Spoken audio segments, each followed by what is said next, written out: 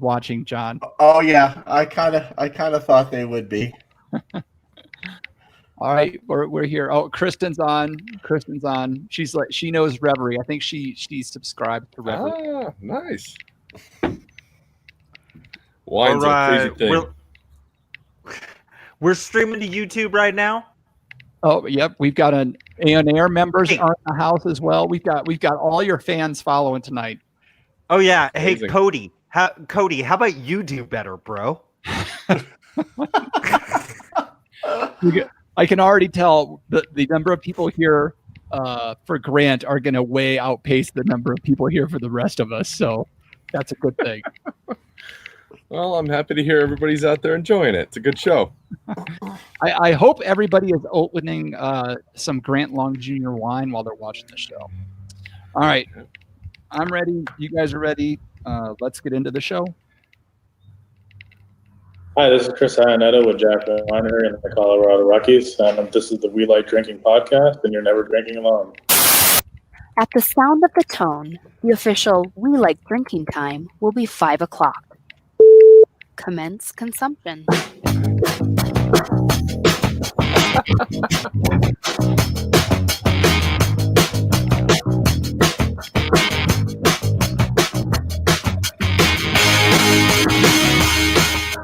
This week, on episode 283 of the We Like Drinking podcast, we'll be discussing toilet paper, New Mexico wine struggles, and we're talking with TP Reserve winemaker Grant Long Jr. So crack open that beer, uncork that wine, and let's get drinking!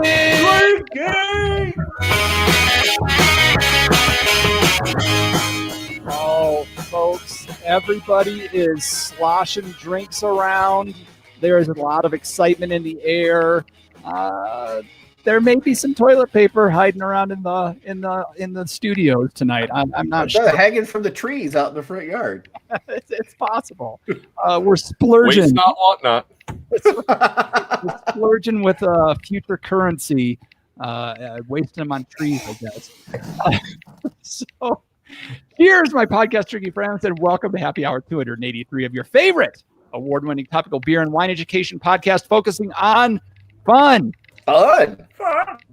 We like to have it. So make sure you never miss another episode of our brand of drinking fun by visiting welikedrinking.com/subscribe and get yourself hooked up forever. Because that's how long we're going, apparently. Forever. All right. Seems like such a long time. Can I throw my hat in for the 1,000th episode? Yes. Done. You got the book. We'll all be like 80, but we're going to make it happen. So you've heard everybody talking. Let's find out who they are, and we'll talk about what they're drinking as well. We're joined by our usual panel members. We have our California Sustainable Wine Growing Ambassador and recovering wine blogger, Jeff Solomon. Hey, shalom, everybody. Our commercial brewer and snake wrangler, John Ruyak. Hello. And I am your host and certified specialist of wine, Jeff Eccles. Now, our guest this week is the winemaker behind a set of 3 recently released wines bearing a unique tagline, "We're all in this shit together." TP Reserve Wines is the triple-ply answer to your lockdown blues with a Chardonnay, a Grenache, and a red blend. You're bound to find a bottle you can get behind. Please help us welcome Grant Long Jr. Welcome to the show, Grant. And if you're having a quilting bee, you missed everything, or you got everything, but except for flush. You got to get flush in there somehow. So then you got the trifecta. We'll make sure we work that in halfway through the episode. Sometimes you got to go a pre-flush before you're all done. So I don't think it's going to stop, John. This is going to be like your favorite episode ever. It might be. A lot of material here. A lot of material. All right. So let's quick touch on what is in everybody's glasses. John hasn't composed himself yet, so let's start with Jeff Solomon. Hey, I have the TP Reserve 2018 Grenache from El Dorado. Yeah. Nice. Let's back that one up to Grant. What are you sipping on tonight? That makes 2 of us. I've got the Grenache open myself. Looks like you got some other things open there too.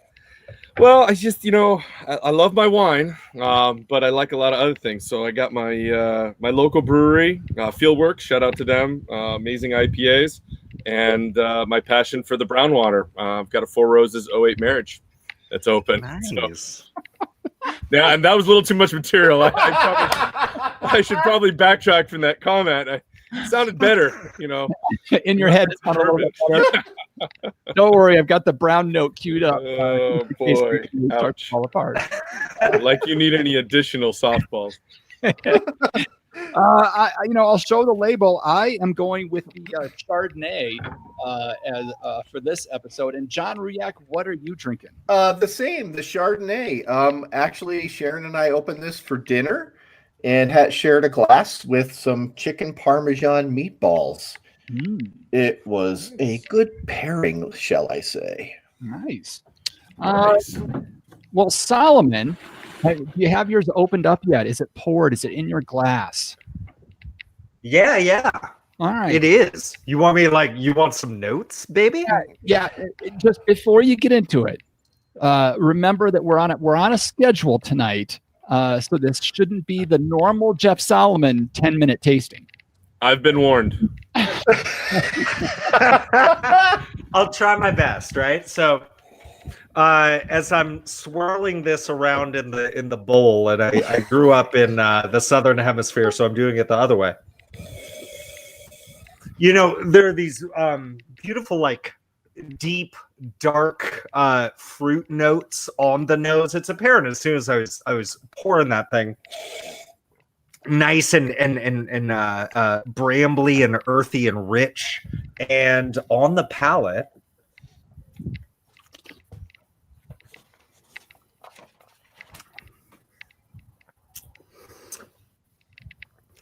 I know people hate this tasting note, but here it goes. This is fucking smooth. And wouldn't you want that in a teepee? It's smooth. It's approachable. There are these beautiful powdery, chalky tannins that give it that structure that you want, along with this brilliant, long finishing acid.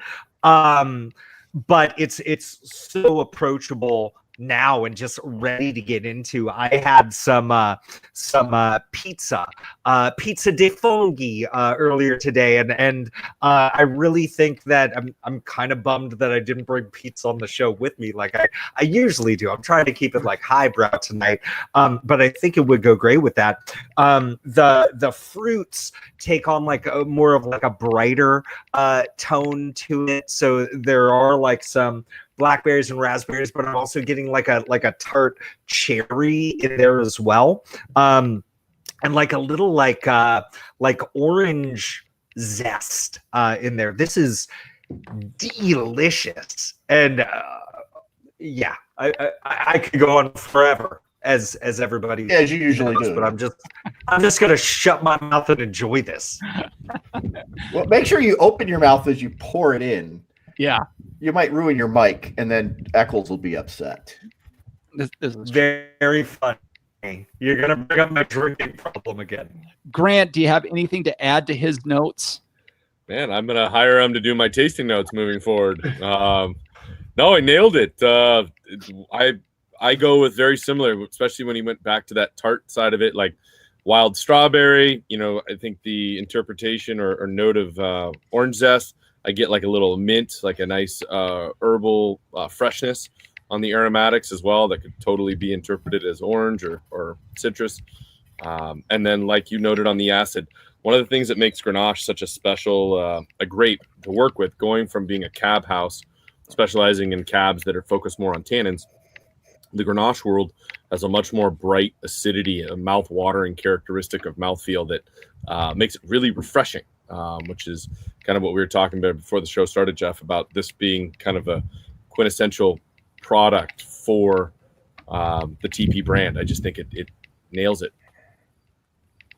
That's awesome. All right, let's turn our heads to the Chardonnay. On this Chardonnay, I get a little bit of green apple on the nose. The most pleasant thing on the nose is it wasn't a whole lot of oak coming through. It's a lot more fruit coming through, and then on the palate, there's a lot of minerality in it, and then there's just this kind of kiss of the oak. Like, how much time on oak? What kind of oak did you use on this one? Jeff, am I allowed to swear on this? Absolutely. Does this fall into the PG-13 version? Well, I like to tell people all the time that if you can ever taste oak in a wine, the winemaker fucked up. Okay. So, point and suit, oak is not designed to be a flavoring in wine. It's supposed to be a vessel for which wine is stored, integrate into the wine, make the wine a better wine, not be a flavor. So you are correct. This is not an oaky Chardonnay. It only saw about 6 months in twice used French oak. So it get a little bit of creaminess from the barrel aging, a little bit of the richness from kind of a Sur-Lie stirring, but it was never designed to be an oaky Chardonnay by any means. Yep, which we are all happy about. So it's a very nice Chardonnay. John, what are you thinking? Oh, yeah, the minerality, the finish, the acidity. I mean, I had it with dinner, and it was a chicken Parmesan meatball. So there was a lot of cheese in the meatball, and obviously it was a tomato sauce, but all the acid was cooked out of tomatoes before we put it in. So you cook that out and then skim the acid off the top. So it's nothing but sweet, but there's big gob of mozzarella cheese on top of that. So very fatty type of chicken meatball. And this just complemented just really nicely. The nice, long, acidic finish. I like the citrus notes. I get the apple and the pear, the minerality, the apples, a little bit of pear, a little bit of lemon, but the acidity for me is what really does it. Just a killer food wine. Yeah. Thanks, gentlemen. And then what can people expect out of the red blend? Because none of us opened that one. Red blend falls into that same category. It's kind of the my piece when we decided to do a grenache from the foothills with so much history out of Napa Valley for our winemaking and branding. I wanted to do a red blend that was representative of Napa Valley, and doing that with Cabernet and Merlot and Petit Verdot really created a rich, dark, extracted style red blend. So if you're looking for a lighter style red blend, it's probably out of Napa Valley. It's not going to be your cup of tea, but if you like the big mountain style cab, you're going to enjoy it. Excellent. All right. Well, we've gotten through the tastings. We've gotten to know our guest. We've been introduced to him. Now it's time to warm up the brain cells with a little bit we like to call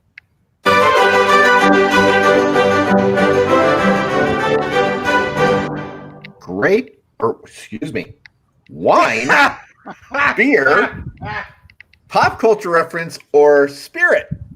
Whatever. Just pick it up as you Wow. What? I mean, we did it for so long the other way. Yeah. So, Grant broke the seal, so I'm just going to say it now. You done fucked up, John. why? How? Yes, here we How go. many of those beers did you have this afternoon? Was that? One. Did you say? One-ish. One barrel.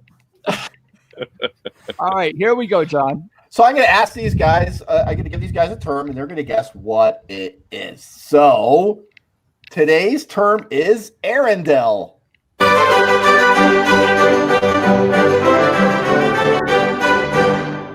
Arundel. Huh. Yeah. And- Maybe you thought you knew the answer, Solomon, but we'll see. Okay.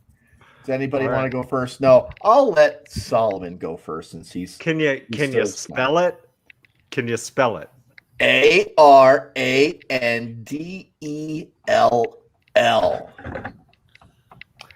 Arundel. You know, this really bums me out because I like to keep people guessing, but I have kids and my 3 boys love the Disney classic, instant classic of The Fox and the Hound. So Arundel is the city where the Fox and the Hound takes place. And for those that don't remember, The Fox and the Hound was the story about a fox and a hound that grew up, but one of them had like these weird magical powers, and the hound had to like hide because it had the ability to like make stuff freeze, and there was like a snowman and everything. But Arendelle was the town where The Fox and the Hound took place. What? That's, you mixed The Fox and the Hound with Frozen. Well, because that's the answer. I'm trying to be that. It's obviously it's the city where Frozen took place. Everybody knows that Anna is the queen of Arendelle. Okay. All right. Eccles, you want to give this a stab? Go with me. I wasn't expecting that. Arendelle. I find it interesting that we may be going with two towns back to back weeks. But Arendelle is, John was going through Lost and Found at work today, and he found a laptop computer that had Arendelle written on the top. So he's actually just trying to find whose laptop it is by going through our show tonight. Arendelle's laptop. Arendelle. Okay. No references to Lord of the Rings or anything like that. No. That's Rivendell. Oh, okay. All right. Okay, Grant. And you've been told. Yeah. What you think, Grant? Arendelle. I have to fall into my cohort's box over here with a 4-year-old and 6-year-old being able to essentially recite half of that movie, with Frozen being the town. I was going to ask, is it Thawed Arendelle or is it Frozen Arendelle?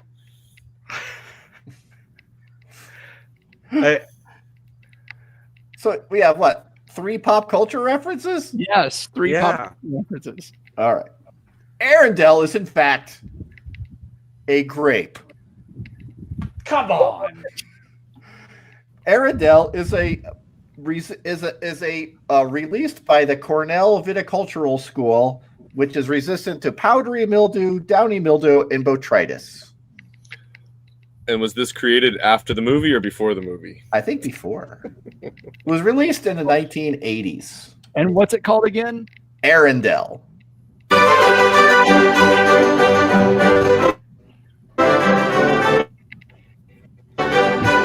Nicely done, John.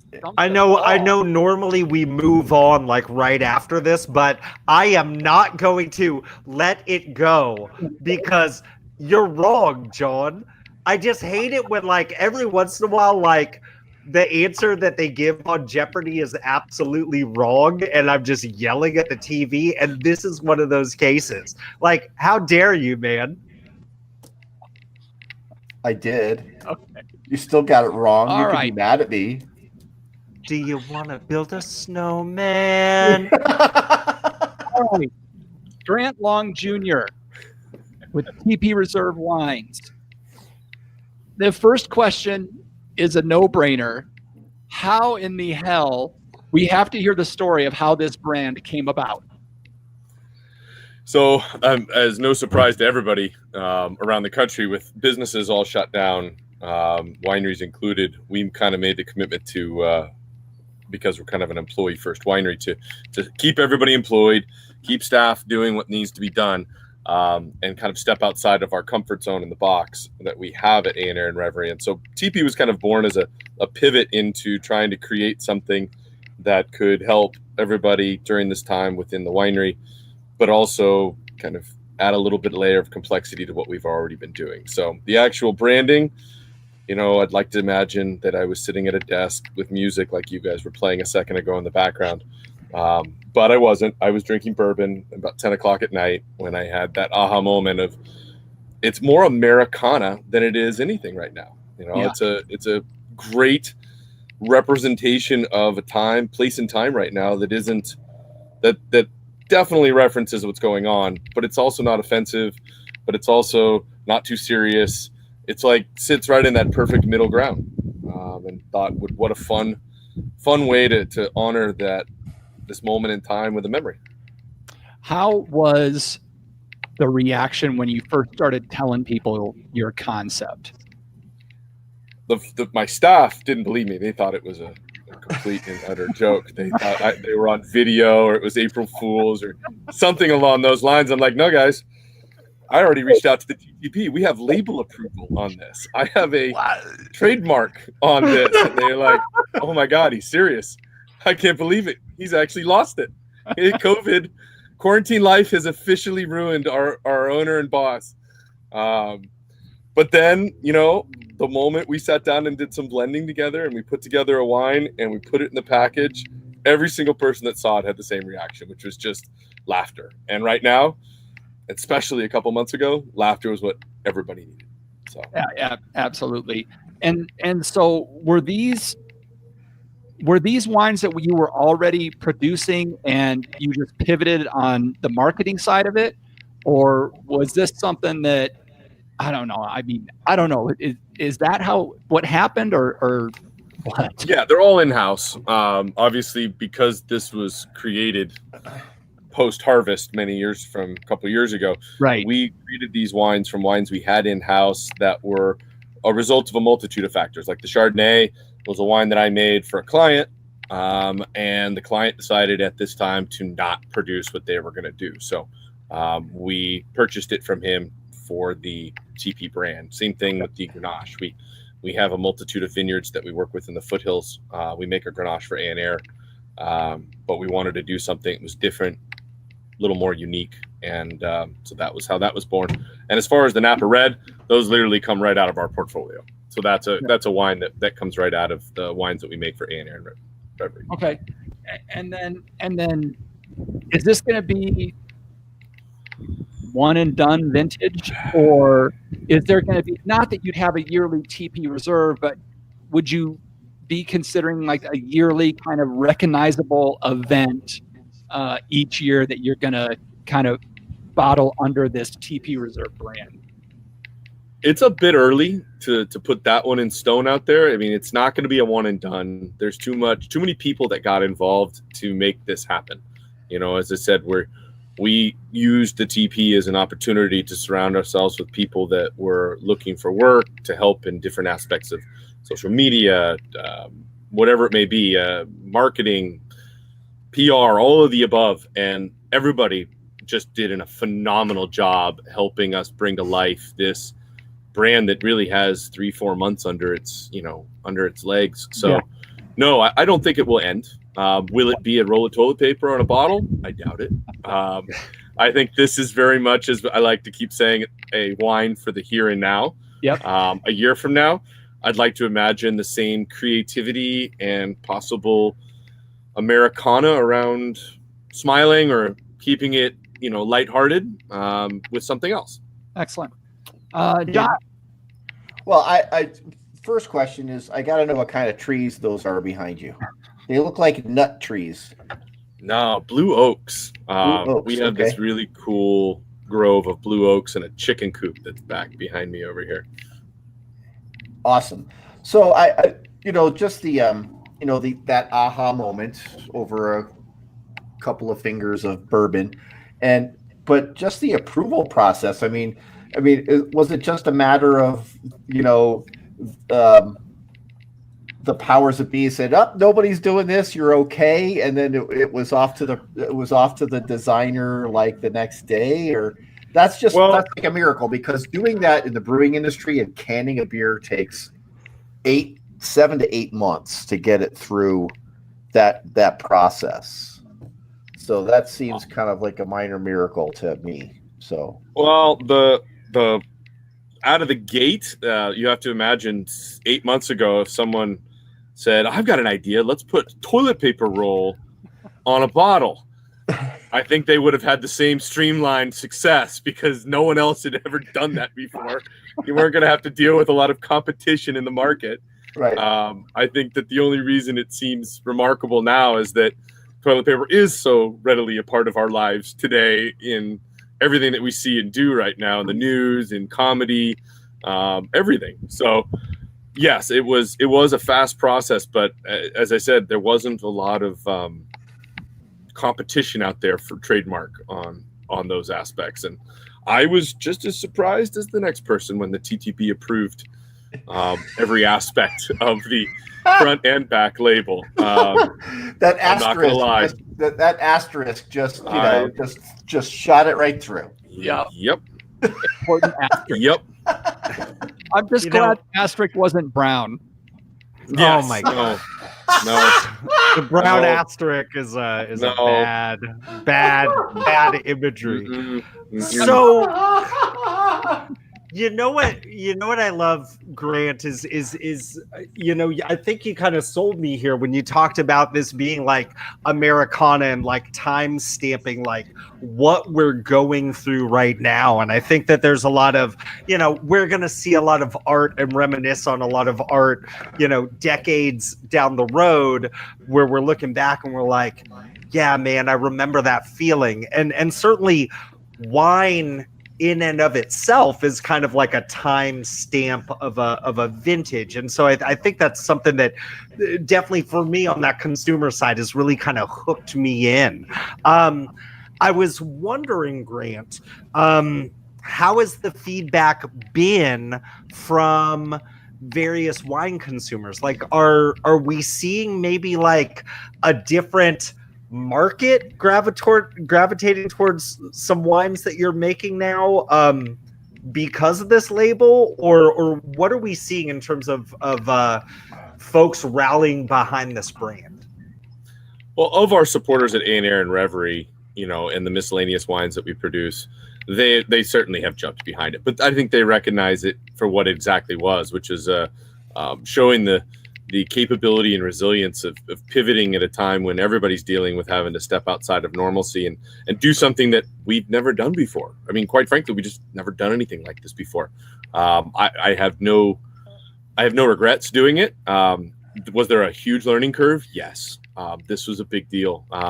Even sitting here today with you guys right now is a big pivot from things we've ever done before. So all of that has been really important to the company, and I don't know, again, the layers or depth of what we do. As it relates to the actual response from people, they love it. The story, I mean, the Father's Day gifts right now, I mean, the people, we're shipping out these 3-packs of the 3 wines, a little hand sanitizer, and a rolled toilet paper as a Father's Day gift, and it's hilarious. People are losing it. That for me is fun. Again, knowing that that's a Father's Day gift, being a father, it's awesome. I think it's great. We have had a little bit of trouble with just getting past some of the, I'll call it the old guard in some of the retail end, where they're just a little too afraid of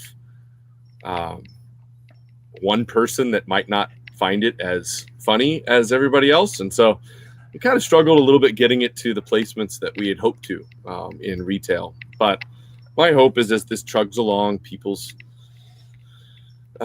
sensitivity, I guess, drops a little bit and people can finally take it for what it is. Yeah. And I think that's a real thing that is going to happen, because, I think your initial reaction when you see it is this is a gimmick. And that's why, I'm really happy to have on your show just to tell people that this is a legit wine. This is not, a bottom shelf, grocery store kind of wine. These are legit wines that I've tasted the Chardonnay. Was there a concern as that, or were you just so pumped about what you were doing, the brand and the fun of it, that you hadn't thought about what the walls that you may have to break down with some of the consumers? We were never going to put something in a bottle, price point aside, that wasn't going to be great. I mean, that's right. Our reputation, both here in Napa Valley and with our loyal followers, is that there is no like lower tier, if you will. Like, we make great wine, we're going to put it out there. What made this wine even come to fruition at the price that it did was circumstance, was that capability to be at the right place, right time, to capture that. And so, yes, I'm a little disappointed at times when someone says that even after trying the wine, they're like, this is great wine. But we might just have one person that's that's offended, so we really can't. And I'm like, what about the other 99.9 that are going to love it and think it's fun and share it and help bring levity to this scenario? And it's been a little tough. And it's kind of one of the things that we need. There's so much we talk about in the wine industry, trying to get people to engage and people to try wine that think it's, they don't know enough or it's too snobby or anything like that. And giving them a R&D. Yeah. R&D. This is it. Giving them a cork that looks like a roll of toilet paper on the label is a great way to get them past that. Plus, it's really good too on the inside. I'm not sure. I just got a Facebook message from Michelle. You should have put it's so good you would your pants. Oh, come on. No, and I just kind of want to echo, I have to say, like, my initial reactions when I heard of TP Reserve, it was like, oh, is this like a bottom shelf grocery brand? But as soon as you look at the packaging, as soon as you start reading about the wine, as soon as you see that Grant is behind this, like you pretty quickly realize like this is some legit stuff. And I do we can't go much longer without acknowledging, like, Grant, you've got like a cult following that is like in our chat right now. Our friend Kristen was asking specifically, because she's never had the TP wines, but she was wondering, is the red blend similar to the Mountain Cuvée? From Reverie. I think that, like everything, there's a thumbprint that's definitely us that we do across all our wines, but the TP wines are certainly their own. I wouldn't even put them in a comparative nature to the other wines that we produce, because this wasn't the same focus of, call it 10 years of winemaking in a brand of consistency. This was right out of the gate, something fun that we hoped would continue, but also recognized we just didn't know where this was going to. So I've tasted the Chardonnay. I haven't tasted the other two. And this is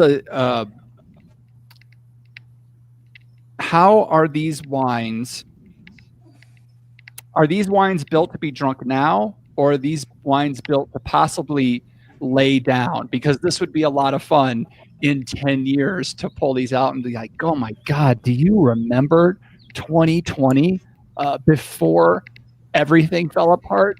So how were these wines built for longevity?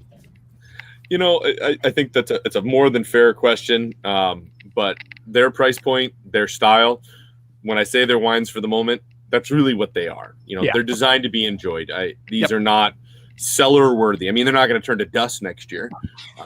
But, that being said, I wouldn't put them in the cellar and hope for the Smithsonian to call you in 20 years to buy the bottle from you, Perfect. And y'all, we mentioned some of the places that Grant produces wine for. You may have also heard at the beginning of the show, Mr. Chris Iannetta welcoming the show. Grant is also the winemaker behind Jack Winery. So this man has made some great juice all up and down the Napa Valley. If you would like to look at possibly ordering some wine, you can visit tpreservewine.com. And there you can also find that they're on Instagram, Facebook, Twitter, YouTube. Are you on TikTok? Now, in all defense of this, I this sounds really bad, but I don't even have a social media page. Grant Long doesn't have one. So no, just be aware of that as you look at this. I'm a bit of a Luddite in that world. So I've had some really great influence in my life right now that has encouraged a broader spectrum than we've been used to. So I believe, yes, there is a TikTok for which you will find a video of me in a tractor throwing toilet paper. Yes. That's beautiful.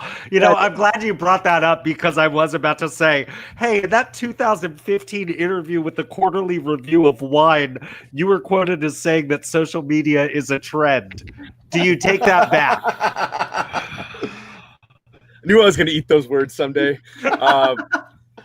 No, social media is I mean, obviously, as proven in COVID, as everybody was in quarantine, social media is an amazing way for people to be able to stretch their wings and communicate outside of the normal realms. I'm just so used to the way I do it, and I love the bubble boy mentality of having our little wineries in Napa and making the commitment that you can't own a bottle without visiting the winery. So there's no restaurants, there's no retail store, there's no internet, there's no ratings. It kind of goes counterculture. A good buddy of mine and you know, business mentor, if you will, is referred to me as the contrarian of the wine business, you know, like trying to do it differently than everybody else. But no, TP was designed to kind of change that a little bit, step outside of those comfort zones. John, do you got anything else? Yeah, I kind of a two-part, two questions real quick, but with this project, do you see that changing, or have you learned things that you can take into your allocation type of distribution, or is it just something that you'll kind of keep separate and let it work organically, or have you learned some things that you're going to bring into the allocation type sales? Absolutely. No, I mean, honestly, for those that don't know, you know, I don't have a traditional background in the wine business. So no master's degree in enology, no business, you know, degree from somewhere. A lot of where we've gotten has been understanding that you learn from everything. There isn't a moment, experience, feedback that isn't valuable. And so, yes, we will definitely take this forward. We've realized we have a significant need and demand from our followers out there on social media. And I don't want to say we haven't been doing them justice, but we're going to commit to continue to stay in touch and keep making that piece of Napa, or bringing that piece of Napa to them through social media. So, and one other question. As a brewer, and I know we've got some people in the wine business here in New Mexico that are watching, I would be remiss if I didn't ask at least one winemaker question. And as you know, you are the winemaker for Jack Winery and the different labels that you produce through A&R and, you know, TP Reserve and Reverie and those things. But give us a kind of a look into the mind of a winemaker that's balancing these things between the style demands or the wishes from different lines. It's a common question that comes up from a consulting perspective. You know, certainly, as I mentioned earlier, when you asked about the TP red blend, my thumbprint is certainly in all the wines. There's no way that you could say as a winemaker there isn't a style that follows from brand to brand, whether it be Jack, A&R, Miscellaneous, or any Freising or any of the other consulting projects. But there is also a sense of bringing the wine from the vineyard. So if anybody that I think is being honest will tell you in the wine business, wine is made in the vineyard. You know, it's grown there. Once it comes into the winery, there are certainly amazing group of talented people that we work with at the winery that help turn it into the wine it is today. But we are always trying to honor where it comes from. So in reference to like the Jack, you know, that single vineyard estate that they have on Atlas Peak is a special piece of property. And that is designed to showcase those wines from that property. And I would say as you go into each one of the projects that I work with, whether it be Freisinger and Oak Knoll, same thing, you know, regionally specific wines that represent there. So style, I think, is probably going to always stay there no matter who I work with or what we make. But where the wine comes from plays a big piece. Do you see sometimes, find yourself battling throughout the progress, throughout the fermentation of the wine of, you know, this is what I remember I did with this particular blend or this particular grape in another vineyard, and just separating itself with each thief take. I mean, it's do you find yourself battling with that, or There are certain vintages that are difficult, for sure. But as far as like battling with where the wine's going to go and what it's going to do, there's a learning curve with every new vineyard. Anybody that says like, oh yeah, you're going to make the best wine out of a vineyard the first year you make it there, and it's just not true. You might make great wine, but you're going to make even better wine year after year when you work with the same fruit over and over again. You learn its intricacies. You learn the vineyard characteristics of, weather patterns, shade, wind, development, ripeness, and then maximize that extraction and or quality through the different fermentation stages and barrel aging stages. I mean, so many things. I mean, when you think about it today, like there's a single vineyard in Napa Valley that's like, I think it's over 700 acres contiguous, just sold to Gallo Stagecoach. There was 50, 60, 70 different winemakers making wine out of the same vineyard. And yet every single interpretation was different. Wow. So there's so many different ways throughout the process that the wine changes based on who's making it, how it's being made, how it's being blended, aged, you name it. That's crazy. So now we have a listener question, Grant. Josh B says that we need to ask you to tell us your favorite story about your dad. Oh my goodness. I love my dad. My dad's amazing. I wouldn't be here today if it wasn't for my dad. His passion for wine is the reason why I'm in the wine business. That being said, my dad has never let the truth stand between him and a great story. So the longevity of what could be told, looking back at it, one of the things that I remember from my dad was his collection of wine. He had these little stickers. They were like little stick-it notes that had a like thumb pin on the end of the corks, and he referred to them as DFT bottles. I was just old enough to be playing in the wine cellar, and he thought it was very funny to put in the acronym and just point out that those are the bottles I wasn't allowed to touch. You can do the math of what that was.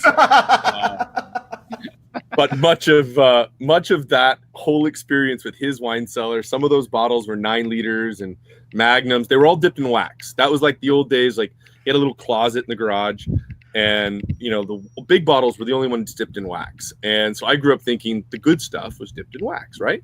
So when I made wine in my parents' garage for the first time in high school, I pretty much stole my mom's crock pot, melted every candle I could find in the house, and hand dipped every bottle in wax. So his joke or his line is that if I couldn't have his DFT bottles, everything I was going to make was going to be a DFT bottle. So that's one of the better PG versions of dad stories. Solomon, anything else? Yeah, I was thinking about how you're saying you kind of get this reputation of being like a counterculture winemaker, and I can't help but look over and see that beautiful glass of field work next to you as well. And I was just wondering, I was thinking in my head, like, if a brewery put out like a TP label, I don't think it would make as much news, because I bet you there's already tons that exist. You couldn't believe how many, lockdown quarantine cans of IPA I've tried so far. And I was wondering, is there a part of you that feels like more of that brewer type of free-flowing spirit would exist even in like the fine wine making and like some beautiful vineyards of Napa? I think I understand the question. Okay, so I'm not sure I do, but I don't. Well, I'll throw this out there to every brewmaster and brewer out there. It takes a lot of good beer to make good wine. That's Just right. be aware of that. Brewing or beer drinking in the wine business is, or at least in my company, is standard operating procedure for harvest. We wouldn't make it through harvest. In fact, I'm pretty sure I'd have a complete mutiny of staff if I cut off the beer at harvest. So that being said, yes, the wine business definitely carries with it, I think, some history. I certainly think it carries with it some of the traditions that even through generations like myself are starting, that are kind of bucking some of those traditions, because so many of us are joining the wine business without a third or fourth generation expectation or history. It's kind of like blank canvas, do what you want. But yes, I think that the millennials, if you will, plus there's just a drastic change in who's drinking wine these days, has opened up a huge window to projects like TP Reserve. There's I don't know if I'm off base here, but there's a white girl rosé or skinny white girl rosé. It's like, these are kind of things that would never have existed 30 years ago, in the business. Just would never have happened. So no, I think it's happening. I think the breweries certainly set the tone for the label, if you will. I've seen some very creative stuff. So the wine business is far from that. Excellent. All right, guys. One last question if you got one. I'm good. Okay, I have one last question. Do you want to build a snowman?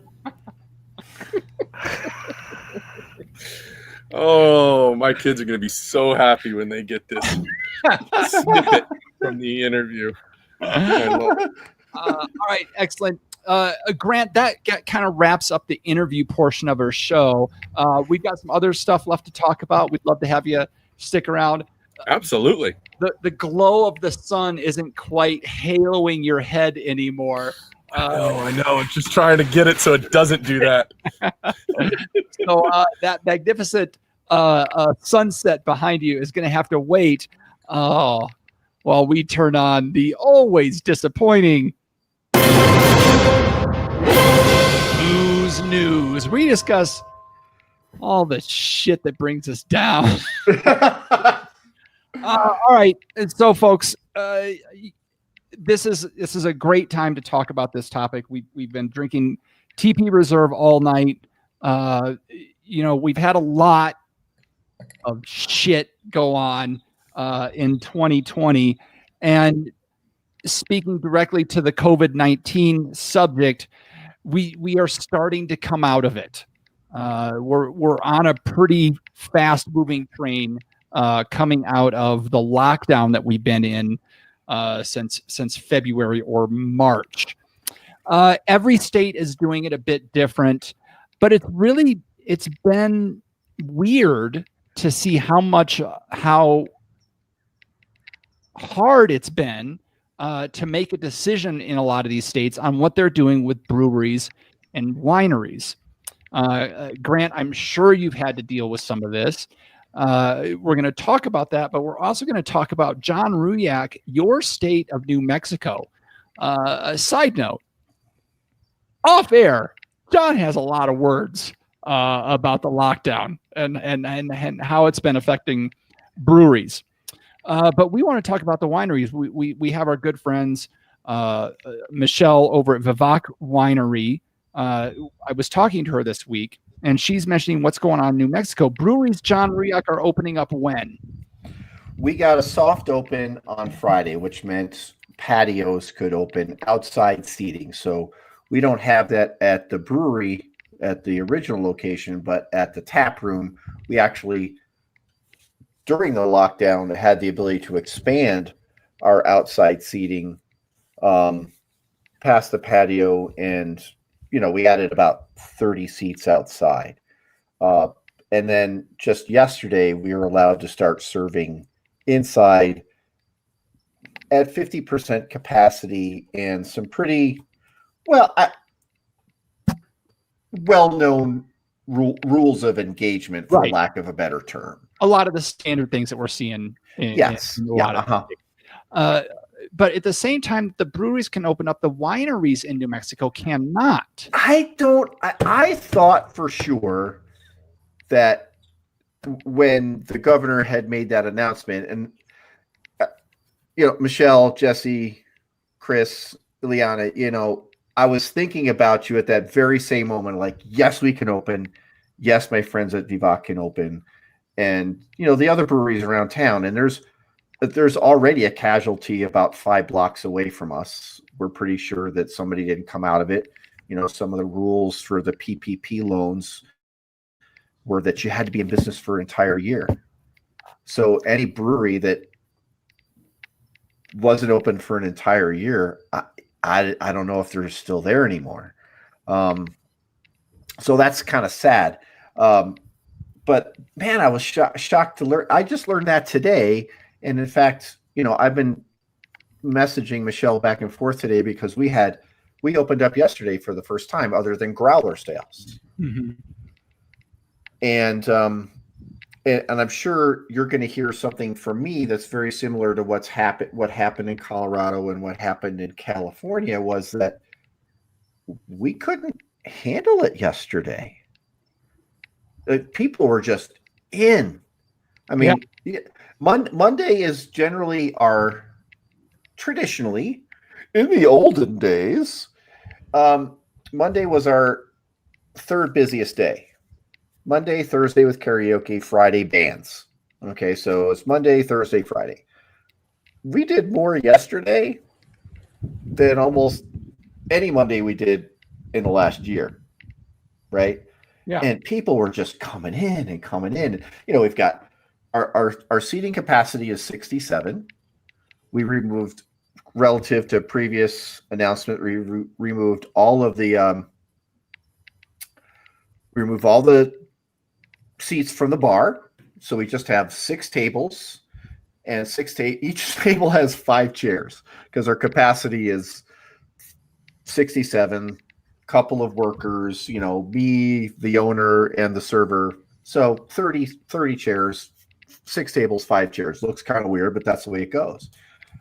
But people were just so excited to come in, and everybody, I'll give them a a high five on that. Everybody was wearing a mask. But as soon as they sat down and had a beer, it was just like, whoa, folks, you need to stay at your table, because they wanted to get up and move to the next table and talk to their friends over here. And it was just, people trying to move back and forth. And we're like, folks, no, this is not the way it's supposed to work. And so that's fantastic that you guys were able to do that. But what boggles my mind is that wineries that have generally a lot more open space. Outside. I mean, look at the backdrop that Grant has here. Right. I mean, there's all these places that tables could go, but in New Mexico, they're not letting the wineries open. I don't get it. So it seems counterintuitive that they would do that. Grant, I'm curious, because I don't know exactly how it was in Napa, but what has been your experience with the reopening process? It was a tough one. I mean, I was telling you guys in the before the podcast started, was just, we had restaurants open over Memorial Day weekend, thousands and thousands and thousands of people in Napa, and yet breweries and wineries couldn't open. So you could go to dinner, sit in a restaurant with 50, 60, 70 people, but you couldn't go to a private winery for a private tour and tasting. It was a very frustrating moment, knowing that we had struggled through so much over the last 3 months. Now that the doors are open, now that the governor gave us the kind of the protocols, or as you said, rules of engagement for what we're doing, it's obviously light at the end of the tunnel. And I think anybody that's owned a small business during this time, the hardest part was the unknown. So every time we get closer to a known, even though it's not what we want it to be, or it's so different the way it was, at least it's a known. So having the doors open, it's a big deal. But you nailed it when you said people were ready. I mean, the phone calls. I mean, the moment it hit the newspaper and social media, we had club members around the country calling, like, when can we be there? We're coming. Like, okay. Can't wait to have you here. Wait. Yeah, no, we want him here. We need some normalcy here. We need it. Yeah, and John, I know, as we headed into the lockdown, you were giving us some dates about how long the brewery would be able to last, and you pushed right up against that date. You may have gone a little bit past that date of what you thought, and it's really sad to hear for the New Mexico, and I'm sure it's other states as well. And people need to be looking in their state at what's happening. But like the New Mexico wineries, this is a region that has really, in the last 5 or 6 years, really made great strides coming up. John, what? No, I was just going to say. Yeah, I was going to say 5 years. I was just holding up like the last 5 years. Yeah.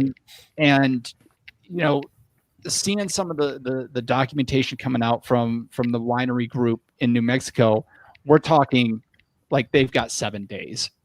They've got a week. Some of them have like a week left, and they may not be able to survive if they don't get it opened up. So, John, what? Well, I was going to say that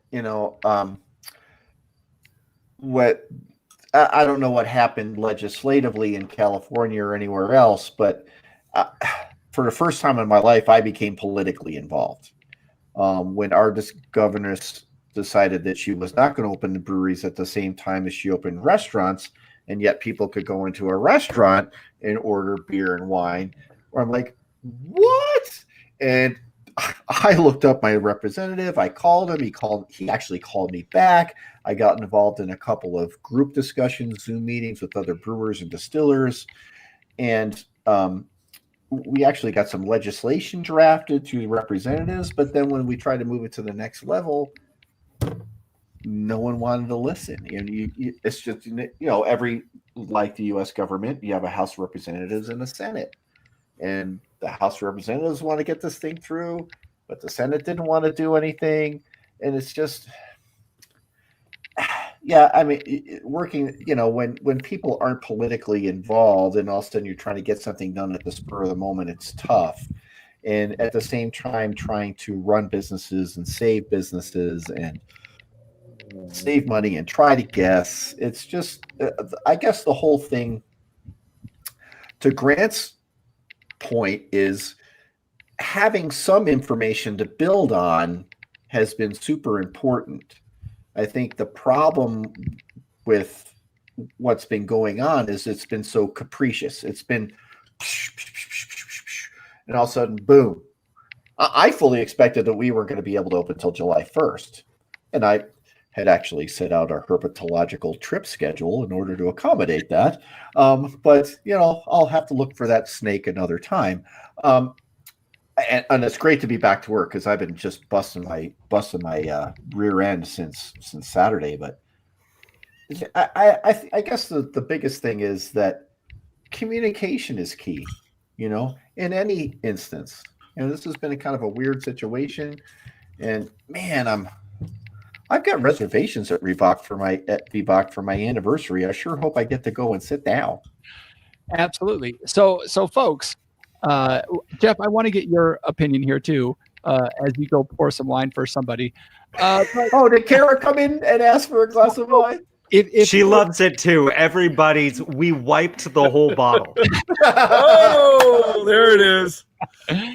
So, folks, if you want to be a thorn in the side politically, visit our show notes to get a link to where you can email the governor of New Mexico and let them know what they think about opening wineries. Or if you got pen and paper, write this phone number down, 505-476-2200. John, what is your governor's name so they can at least know who to ask for? Boy. My wife calls her Miss Sally because she talks to everybody in the state like we're kindergartners, but her name is Michelle Lujan Grisham. So check your own state, make sure nothing shady is going on there. If you got a minute, let the New Mexico governor know that wineries need to be opened up as well. Grant, there's no concerns with you guys being that you guys are fully open at this point outside of percentages for seating, right? Yeah, I mean, obviously they're not gonna put anything in stone because anything can happen. We are a tourist destination, so they're gonna watch that carefully. But the restrictions of group sizes, restrictions of where people can sit and how they can go, that's gonna keep things pretty solid here and still allow for people to get their Napa itch, scratched while still not quite getting to that experience that it was, but it's pretty darn close. Excellent. Jeff, you haven't got a chance to speak out here. Do you have any thoughts to this as well? Yeah, I was just thinking about how difficult it is to manage everything that's going on here. I think that there's like this I think there's this kind of like weird false dichotomy that's been kind of brewing the whole time where it's like if you're taking COVID seriously, you must not care about the economy and vice versa. And like, obviously, like this is such a shitty situation, right? And certainly that's just ridiculous, and it doesn't make sense that if you're going to have people sitting down inside of a restaurant drinking, that you would have those same laws in effect, because look, alcohol sales, weed sales in California were not shut down. They were essential.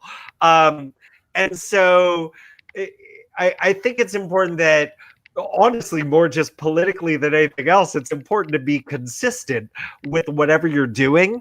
But I just also want to take a moment to implore everybody, as things are slowly opening up, some places more quickly than others, as a consumer, please do not be the person that barges in without a mask and starts yelling about how you're not going to do it. It's a free country. I can do whatever I want. Don't be that person, right? It's possible that the store owner agrees with you, but they also want to stay in business, right? It's also possible that other customers at that same place want to feel comfortable, and if they don't see that places of business are enforcing those guidelines, they might not feel comfortable taking their family there. So it really, like, if you really care about the economy, you've got to treat COVID seriously also. And I just want to make sure, like, we should all, like, be at those limitations where you feel comfortable within bounds, but man, be respectful, and everybody be fucking careful.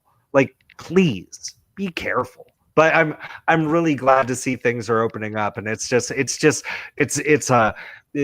feels like this whole thing is a big, like, lose all around, but it is nice to see, like, these little glimmers of hope and the light at the end of the tunnel for everybody. And I just, everybody keep doing what you can, right? Because we want it to be a full-on hard opening eventually, but it comes with those restrictions right now. So everybody take care of that. Be mindful of each other, right? Absolutely. All right. Any last thoughts on that, guys, before we move on? Anyone? I'll just point out again that, we have an amazing country, and it's been a rough run for a couple months for sure, but it's not our first rodeo with diversity and adversity and these things. We're going to come out of this stronger than we did, better educated about it. And I think everybody's going to do all right. We're going to be fine.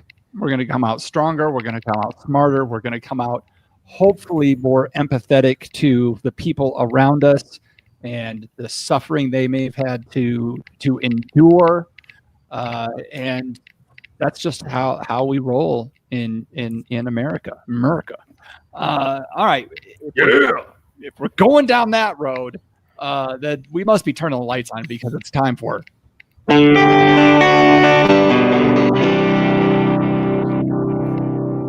last call. Last call. Last call. Time to clean house and lock the doors. You know what we do here, folks. We're looking for a little bit of help from you. John Ruyak, if the folks want to follow us on social media, where are the best places for them to find us? On the socials, we've got Twitter. That's We Like Drinking 1. That's the numeral 1. We Like Drinking 1 on Twitter. Instagram, We Like Drinking. And our private Facebook group known as The Tavern. WeLikeDrinking.com/tavern. It's where the cool kids hang out. I already don't like how much singing is happening in Last Call, and we haven't even got to Solomon yet. Grant, I may put you on the spot here. If you want to follow TP Reserve on the social media platforms, where are the best places for them to do? Oh, geez, that is so wrong.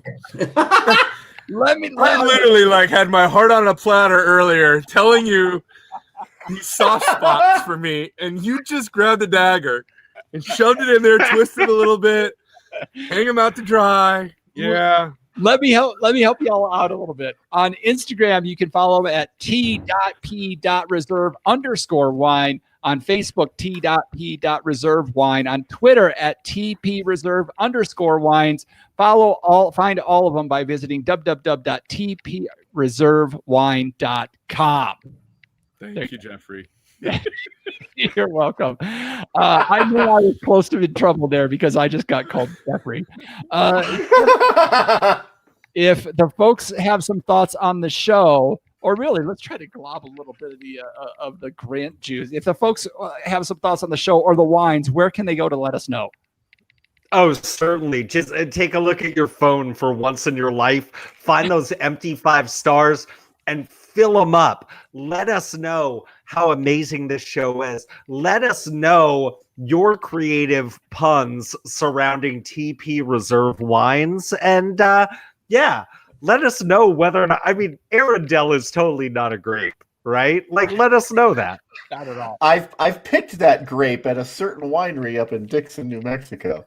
I had to really fight it off, Solomon, when in like one sentence you mentioned soft and hard all at the same time on this episode. It was like, oh man, you never know what kind of style you're gonna drop. You can also find, and if you've done all that, folks, and you're looking to a little bit of more. Oh, by the way, Jeff Solomon, we got another star review this week on the podcast. Oh, nice. Yeah. Did they say anything? No, they didn't have time to say anything, but they had time to click the 5 stars. Why don't you grow up and write some stuff? If you're old enough to listen to the show, you're old enough to write sentences. One. How about you start with 1? Could you write 1? You don't even have to put a period at the end. If you've done all that and you're looking to do more, we sure would love a little bit of help financially. Visit weliketrinking.com/pledge. Find out how you can become a supporter of the show through Patreon. All kinds of cool stuff you can get there. You can find out more. That the COVID has hit our supporters pretty hard. We've lost quite a few, which we totally understand.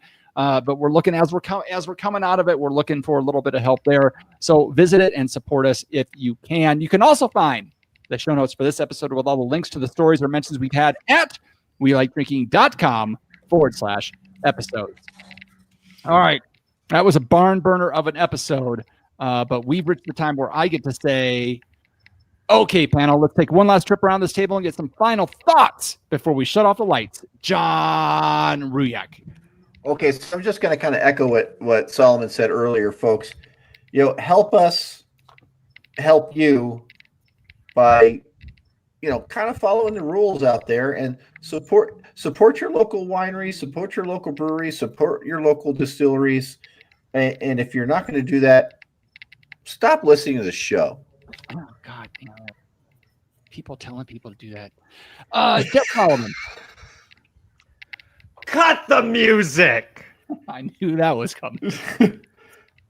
Do you want to drink some TP? It's a Grenache wine. There's lots of floral notes, and I think there's some baking spices. It is so delicious, and I'm just freestyling this part.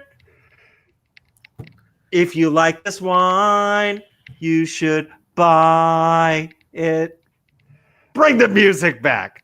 Okay. Nice. I almost thought you were going with is that like the Beatles? Do you want to know a secret? Oh, come on. That's not the same thing. No. You're ruining it. Come on. Arendelle. I should have known John came up with it. He's never even heard of the movie Frozen. The last good Disney movie was the bed knobs and broomsticks. Yeah, with what's her name? She's the last great TV show was the Murder She Wrote. Listen. If Angela Lansbury wasn't in it, I never seen it. Listen. I'm a Julie Andrews fan. So, Chitty Chitty Bang Bang. Shut up. Mary Poppins. You have to add in so many riffs. Jr., any final thoughts before we let you get out of here? No, I second what you guys said about local, man. I mean, small businesses need your help. Focus on helping them safely back into the economy. I mean, whether it's your local breweries, your local wineries, your local restaurants, whatever they are, keep it local and show your support. Absolutely. And Grant, I just want to say, thank you so much for picking our dumpster fire of a show to come on to help. There's my next wine label. All right. TP Reserve, folks, check this one out. The Chardonnay is I am thoroughly enjoying. I gotta tell you, top 1 or 2 ever in my life. That's no joke. Wow. I am not kidding. That is a delicious Chardonnay. He's had 3, Guys. Grant. So I know. I'm a Nebbiolo fan, but I drink my Chardonnay. I almost asked if you had ice cubes in there, John. What? But Grant, I really Episode 1000 will be too soon. Grant, here's a God's honest truth. You know how much the panel likes the show by how off the goddamn rails it goes at the end of the show, especially in this segment. And this is setting records for going off the rails. We've got like 5 minutes of the same riff playing over and over and over. But I really want to commend you on taking a huge chance to put something out like this, to really push people into trying something new, expanding their palate, giving something new a try. Well done, sir. This is a lot of fun and excellent juice. So thank you for joining us for this. Thank you, gentlemen. And with that, I'll say thanks again for joining us at the We Like Drinking podcast. Where you'll never drink alone. Yeah, the dumpster fire is going to be the 2020 vintage. Oh my goodness. Good stuff, guys. Very good. Give us 1 second here. I see people are laughing and crying all at the same time. Laughing so hard I'm crying. Okay. Chim chibbity, chim chibbity, chim chim chiroo. Oh my god. You fucking guys at the end of the show sometime. All right, YouTubers that are watching, thank you so much for checking the show out. Grant, stick around. We're just going to drop the YouTube channel here. We'll see you all next week. Bye, Jeff McKinney. I didn't forget, man. 720 is the greatest arcade game ever because they had the circular joystick.